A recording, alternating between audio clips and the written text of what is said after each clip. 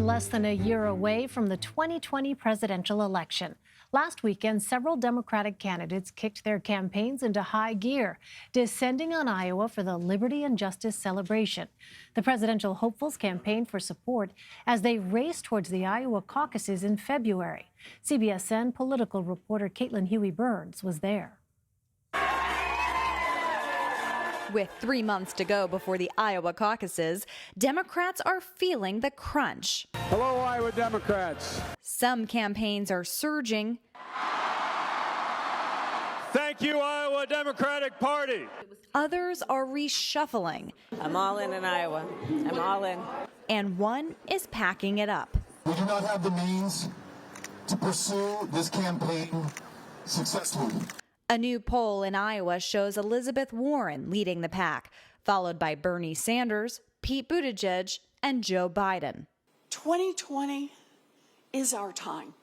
In campaign events across the state over the weekend, it was Warren and Buttigieg who drew clear contrasts with each other. We will fight when we must fight, but I will never allow us to get so wrapped up in the fighting that we start to think fighting is the point. Anyone who comes on this stage and doesn't understand that we're already in a fight is not the person who is going to win that fight. And while Biden leads national polls, Let me get right to it. his campaign is managing expectations in some early states.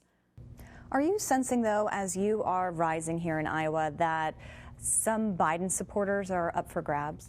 You know, it's hard for me to know exactly where we are in the rankings of different voters with so many competitors. And again, I'm conscious that I'm competing with the most diverse and perhaps formidable field of candidates ever to come forward. What I do know is that I think we got a message that can reach a lot of different kinds of voters. I like Joe Biden a lot. He was a wonderful vice president, but I think it's time for a change.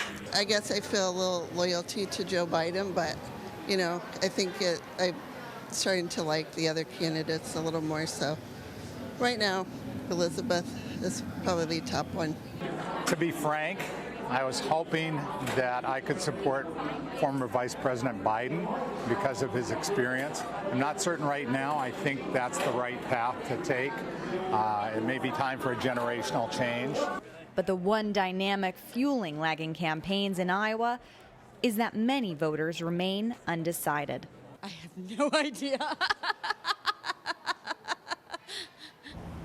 And Elaine, after a very busy weekend here in Iowa, one issue that did not come up, impeachment. Instead, voters were focused on kitchen table issues like health care, the economy, and climate. CBS News 2020 campaign reporter Musadiq Bidar joins us now from Des Moines, Iowa. All right, Musadiq, Pete Buttigieg also sat down with Caitlin this weekend, and she asked him if he sees himself becoming a frontrunner.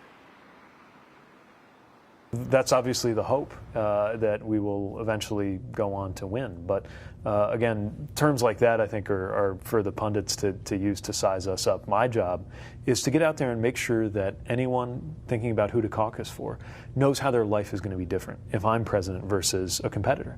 And that means explaining my position on healthcare, what it means to deliver healthcare for everybody without kicking you off your private plan. It means making sure people understand what my economic priorities are, about making sure people are able to earn more and have labor protections, and all the different issues that are going to affect how your life is really shaped by some of the decisions that get made in those big white buildings in Washington. So, Musadiq, are these issues resonating with voters? Absolutely, Elaine. Healthcare is a big issue, and so are economic opportunities. But I think it's important to keep in mind Mayor Pete Buttigieg isn't the only candidate talking about this.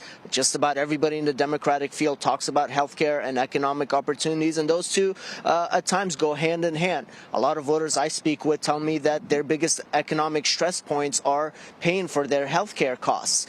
For example, just yesterday in Waterloo, Iowa, I met a woman named Cheryl. She's on disability, and her husband works works for a phone company, and she said they're paying $10,000 a year for health care deductibles. That's about $850 a month, and in most places in Iowa, you can get a really nice two-bedroom apartment for $850 a month.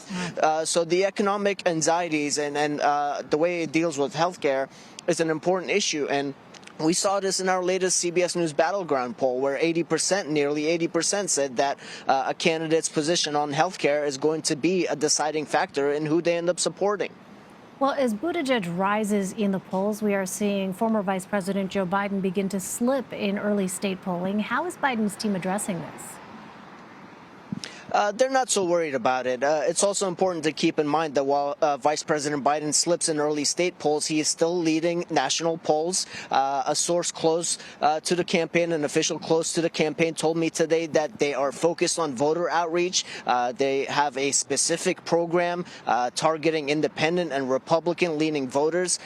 In Iowa, on caucus day, you can change your voter registration, so they are looking for those voters who may be looking for somebody other than President Trump to support. And the other thing about Iowa that the Biden camp is focused on is rural voters. 40% of the state lives in non-metropolitan areas. A third of the state is considered rural. And in those rural areas, voters tend not to be so liberal or progressive. They want somebody who's moderate. And while Senator Elizabeth Warren is leading in these polls, it's in those rural areas that the Biden camp hopes to make some inways. And that's what they are looking at right now.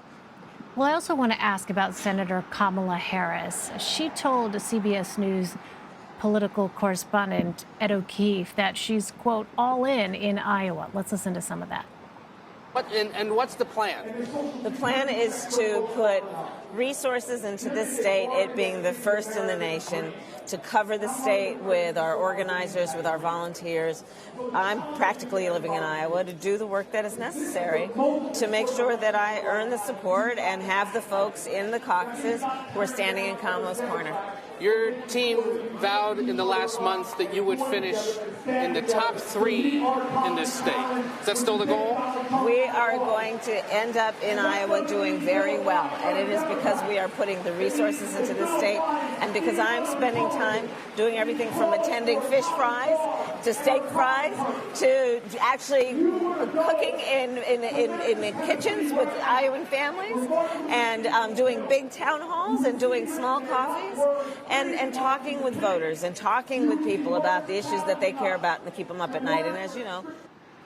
So Harris has cut loose her New Hampshire field team and says her campaign is going to do well in Iowa, but recent polls suggest otherwise. What message does all of this send to voters?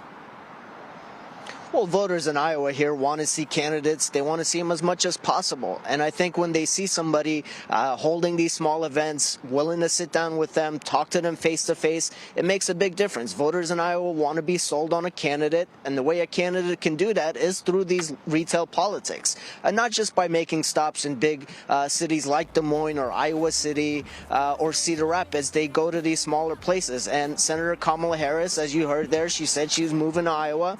She did that. In October, she spent 15 days out of the 31 here, according to our analysis. She held 25 events across the state. The next closest were Senator Amy Klobuchar with 18 events. And after that, only Tom Steyer had double-digit events here in Iowa. So she is putting in the work, and she's hoping that it'll pay dividends. It's worked for other candidates in the past, and we'll see if it makes a difference for Senator Kamala Harris this time around.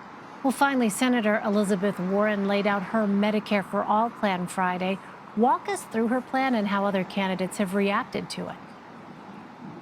Well, her plan is essentially Senator Bernie Sanders' Medicare for All legislation, which would put all Americans on a single government program insurance. That means 150 million Americans who are currently on private insurance would no longer have that option. But the biggest thing about Senator Elizabeth Warren has been how she's going to pay for that health care plan.